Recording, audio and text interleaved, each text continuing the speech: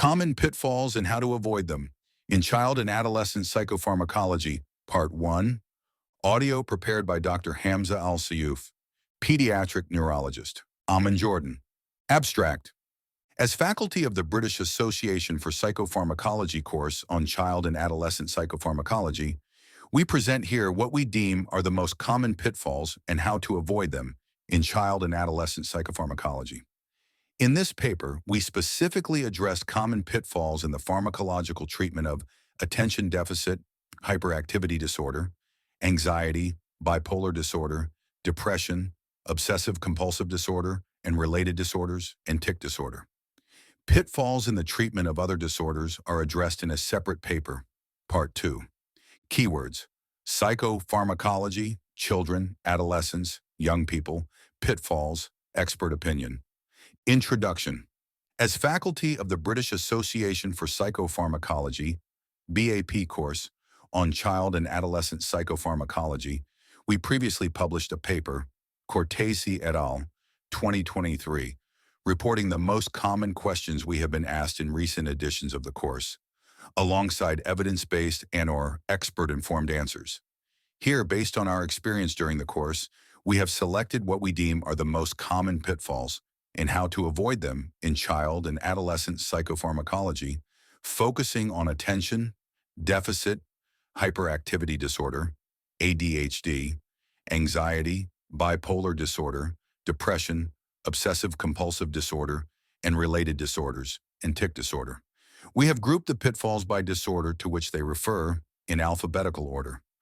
Pitfalls in relation to the treatment of other disorders, autism and intellectual disability, eating disorders, neuropsychiatric correlates of epilepsy and psychosis, are addressed in a separate paper, Part 2. Attention deficit hyperactivity disorder. Switching to equivalent doses of long-acting formulations of methylphenidate. When switching patients from immediate or extended-release methylphenidate, which acts by inhibiting the reuptake of dopamine and norepinephrine, to a long-acting methylphenidate formulation, prescribers should avoid a simple equivalence based on the total dose. Rather, they should use the immediate release component of each formulation as the reference. For instance, when switching from 20 buttermolars of Medicanet XLR, methylphenidate extended release, ER, 50% immediate release, 10 mg to Oros Concerta XLR, 45 mg of Oros Concerta XLR, 22% immediate release, 9.9 mg would give the equivalent immediate release dose. Coghill et al. 2013.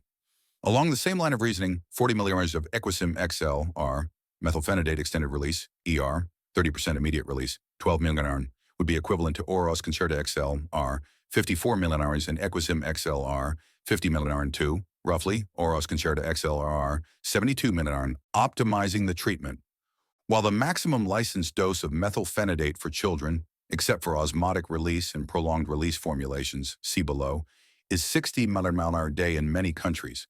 Some guidelines, e.g. those from the Canadian ADHD Resource Alliance, CADRA, cadra.ca, and other documents recommend higher doses, Cortese 2020. For instance, the British National Formulary, BNF Joint Formulary Committee 2022, recommends a dose of up to 90 mg a day under the direction of a specialist. For osmotic release and prolonged release formulations of methylphenidate, the maximum licensed dose is 54 mg a day, but the BNF mentions a maximum of 108 mg a day for Concerta XLR in children as well as in adults. Some prescribers may fail to optimize the dose of treatment to reach the maximum benefit with the highest tolerated dose, being satisfied with a moderate improvement in the severity of the symptoms. Meta-analytic evidence based on flexible dose trials for both methylphenidate and amphetamines shows increased efficacy and reduced likelihood of discontinuations for any reason with increasing stimulant doses, up to the maximum FDA-licensed dose. Farhad et al. 2022.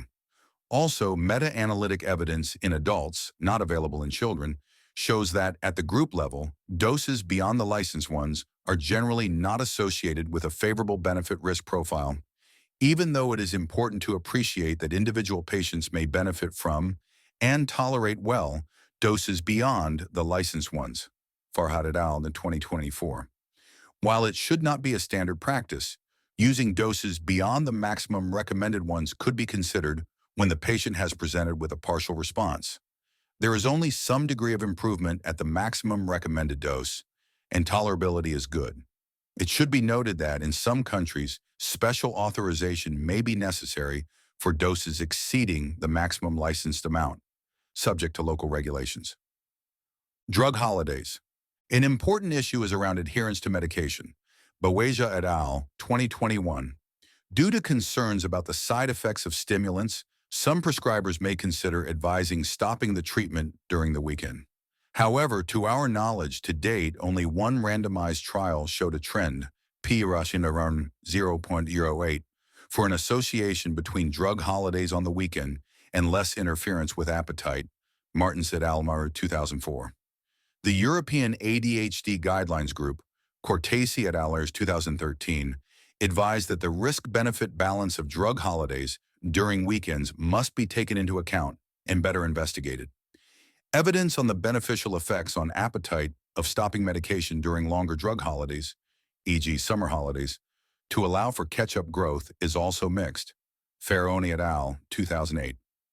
Therefore, discontinuing stimulants during the weekend should be considered in cases where there is a clear benefit from the stimulant, but serious concerns around appetite reduction, even though stimulant discontinuation could not be enough to allow catching up the weight. If, despite the implementation of the previous management strategies, weight and/or height values are below critical thresholds, a referral to the pediatric endocrinologist or growth specialist is recommended. Cortesi et al., 2013.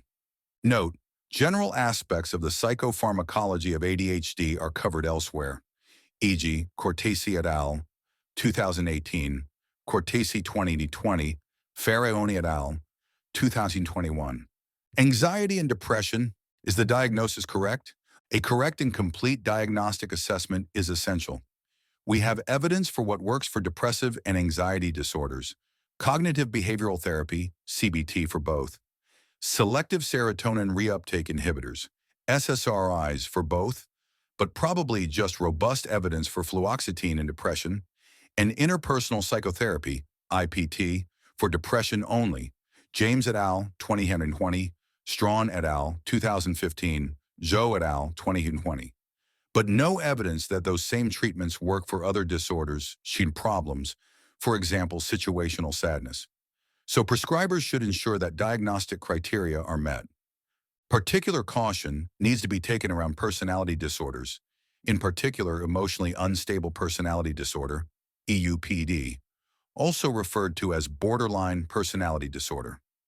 We note that the diagnosis of personality disorders in adolescence is controversial, with some practitioners, researchers endorsing this diagnosis, and others using the term emerging personality disorder, Elvins and Caius, 2022. Young people with EUPD or emerging personality disorder may appear to have depression during the first assessment, as they are most likely to present when their mood is low. A careful assessment is essential. If young people diagnosed with a depressive disorder do not respond to first-line treatment, the prescriber should go back and review the diagnosis and consider personality disorder, emerging personality disorder, which tends to become more obvious the longer a young person is treated. Are we addressing all the problems? A complete diagnostic formulation is essential. Basic treatments aimed solely at depression or anxiety are unlikely to be effective if there are significant comorbidities. For instance, if ADHD is causing educational failure, leading to low self-esteem, then this needs to be addressed alongside treatment for depression. Another example is when CBT for depression ignores the primary anxiety disorder, which is unlikely to lead to the resolution of the depression. We must also address social factors that contribute to depression. For example, if a young person is being bullied and becomes depressed, an SSRI will not stop the bullying, which makes them feel worthless. We must inquire about social factors and do our best to address them and revisit what social stresses there may be if a young person does not respond to treatment. One should bear in mind that young people may not disclose challenging events in their lives, particularly abuse, during the first assessment, but they may feel more comfortable with the practitioner in subsequent sessions. Are they really treatment resistant? Pharmacologically, treatment-resistant depression is defined in adults by at least 2 prior treatment failures with adequate dose and duration, Gaines et al. Is 2020. Similarly, pharmacologically treatment-resistant anxiety has been recently defined in adults as at least 2 separate failed full trials of pharmacological monotherapy with first-line agents approved for those disorders by the U.S. Food and Drug Administration, FDA, or the European Medicines Agency, or other equivalent regulatory agencies, and recommended by guidelines, Domschke et al., 2024. Treatment-resistant depression and anxiety in children and young people are difficult to treat, with little research evidence to guide the practitioner. However, we need to review the history of treatment before concluding there is treatment resistance. Notably, significant numbers of people stop antidepressants when they have minor side effects which may have worn off if they had persevered. The amount of time needed to wait until side effects go away is very variable, but we would advise patients to persevere for a month if side effects are tolerable before stopping. It may be worth going back to retry the antidepressant with psychoeducation and encouragement to persevere. A slower dose titration may also reduce the impact of side effects. It is also appropriate to increase the dose to BNF dose limits if tolerated. It is important to discuss with the patient and their families the risks and benefits of this strategy and how this is outside the license for adolescents, but is an acceptable treatment for adults and often used in adolescents. A particularly concerning side effect of SSRIs is increased suicidal thoughts.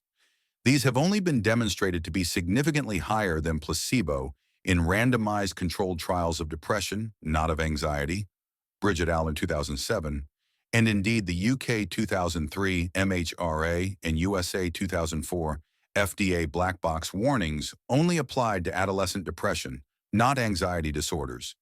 However, negative results in anxiety may reflect a lower baseline risk and fewer total participants in trials. Hence, prescribers need to watch carefully for suicidality. Due to the severe potential consequences of suicidal thoughts, many prescribers and families would choose not to continue SSRIs if they emerge. We note that it can be even more difficult to judge treatment resistance for psychological therapy. To determine true treatment resistance, we need to ensure the patient has good quality therapy at an adequate dose. This requires a fully accredited therapist, appropriate expert supervision of the therapist, and an adequate number of sessions for the patient to try out techniques, as opposed to having one session and deciding it was rubbish. In addition, patients may find it hard to get on well with therapist A, but get on well with and be prepared to try therapy with therapist B.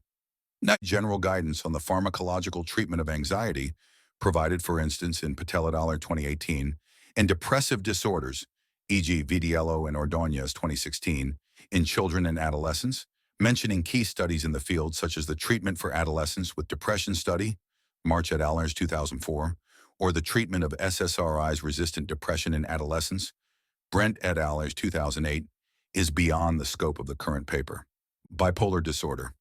Prescribing subtherapeutic doses of mood-stabilizing agents. Prescribers often report breakthrough episodes with symptoms emerging during treatment, despite good adherence to the regime advised.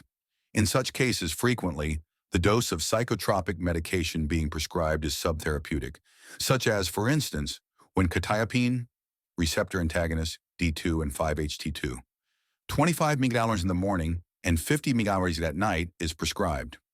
It is more likely in such cases that the index episode for which the medication was being prescribed self-remitted and the improvement was not associated with medication. Therefore, prescribers should familiarize themselves with therapeutic doses of psychotropic medications and use them appropriately whilst monitoring for both efficacy and side effects. Continuing antidepressants in the case of treatment-emergent affective switch. The use of antidepressants to treat unipolar depression, anxiety disorders, and OCD in children and adolescents may be associated with treatment-emergent affective switch, TEAS, as described in our previous paper, Cortese et al., 2023.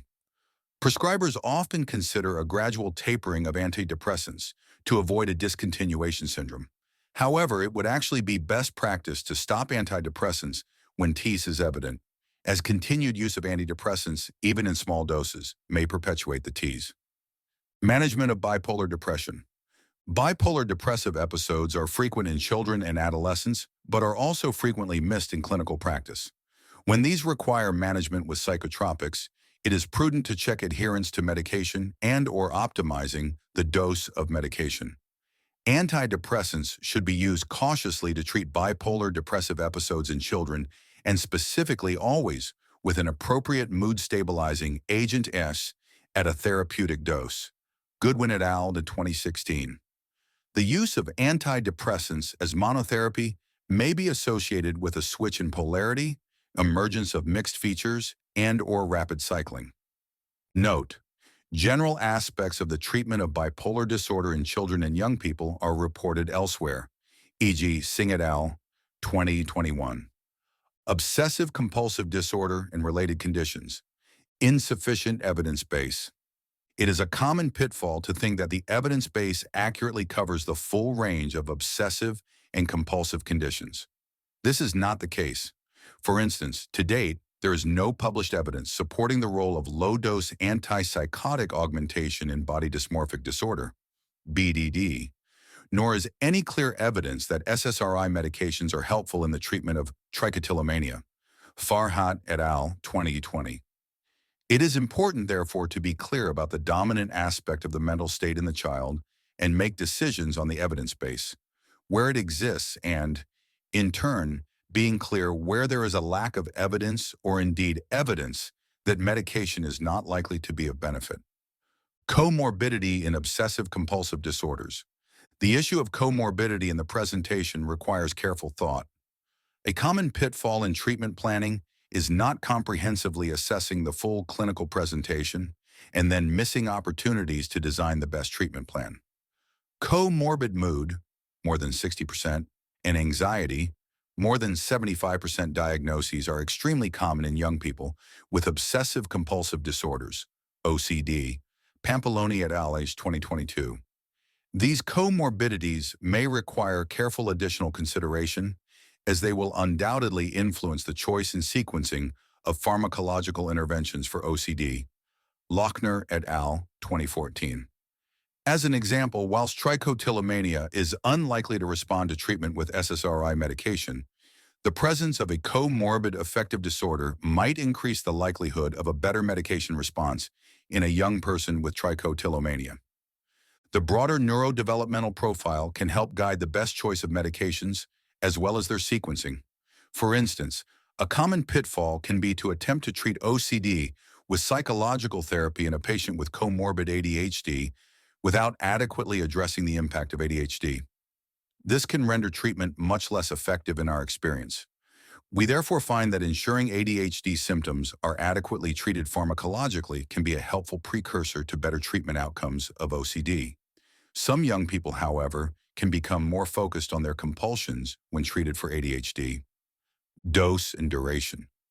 NICE guidelines encourage the adoption of the maximum tolerated dosing schedule for SSRI medication in the treatment of OCD, NICE 2005, as high-dose treatment, i.e. 200 mg a day for sertraline, is likely to be needed to affect good clinical outcomes in the majority of patients within OCD. In our experience, one of the most common pitfalls is to use too low a dose of SSRI for too short a duration, and to not carefully support young people and their families to increase to a high dose of SSRI medication. We believe that this pitfall can be mitigated with careful explanation, which includes sharing good quality psychoeducational materials about SSRI and other medications. This is extremely important in building a therapeutic alliance to then attempt the necessary increase towards high-dose SSRI treatment regimens.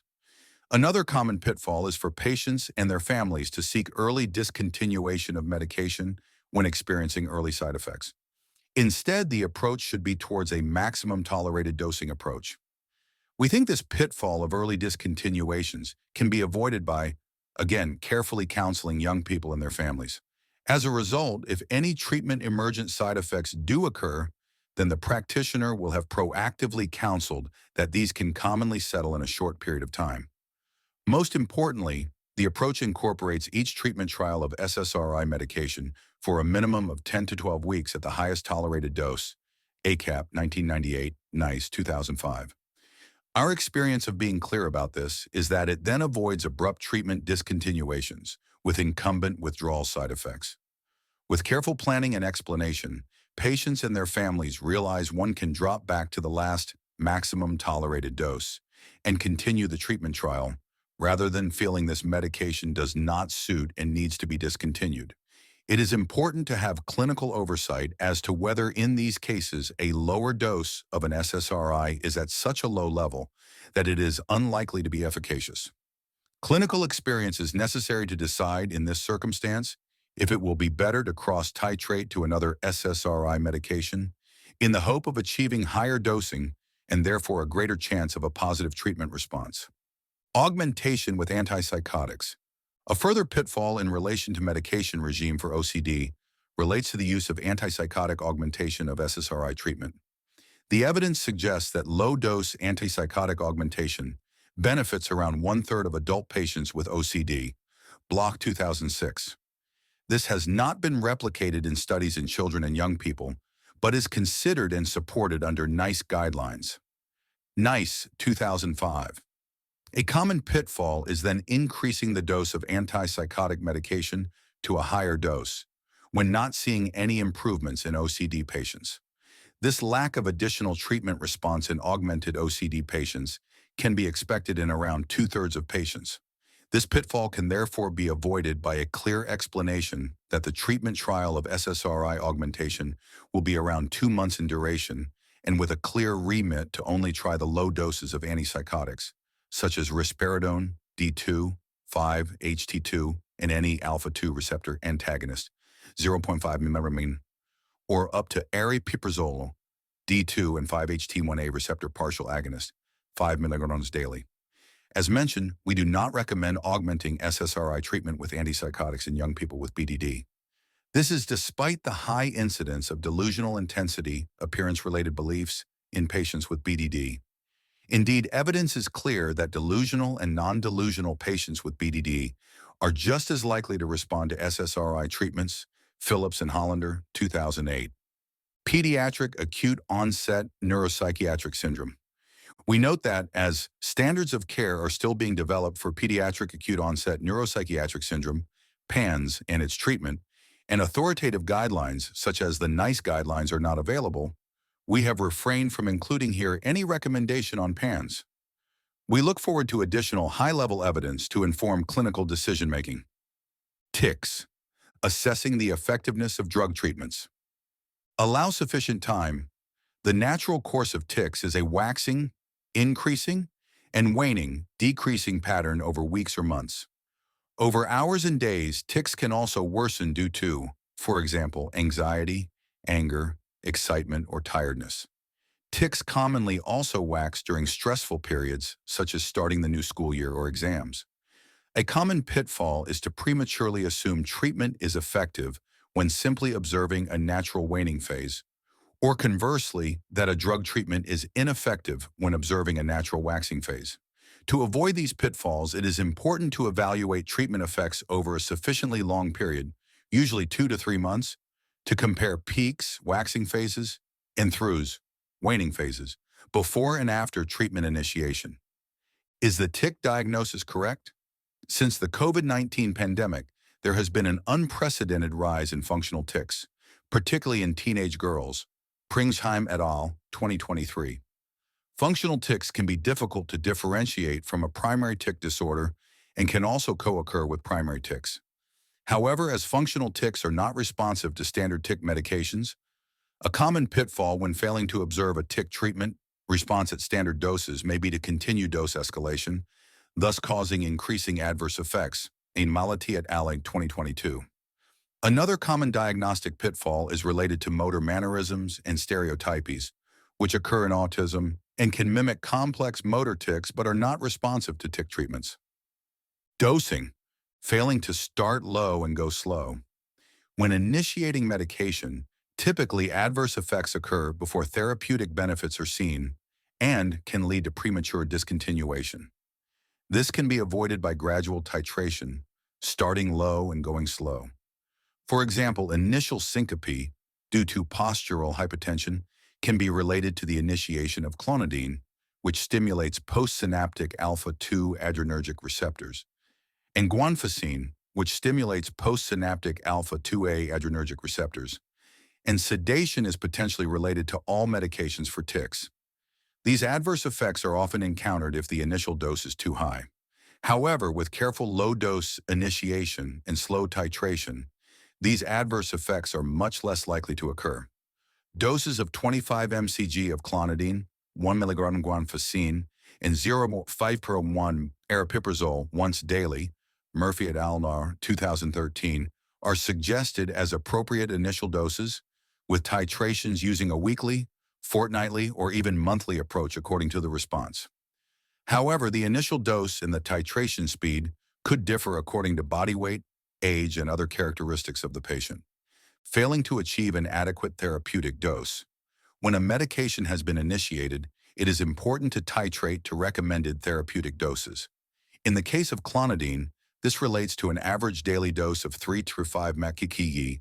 Taylor et al. In 2021, for aripiprazole, around 5-10 mg daily, Russner et al. 2022, and for guanfacine between 1 and 4 mg in young children and up to 7 mg in older adolescents according to weight. Compendium 2023.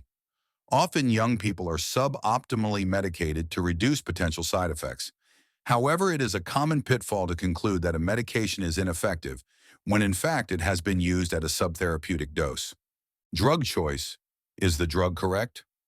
Awareness of comorbidities is important in determining the best drug choice.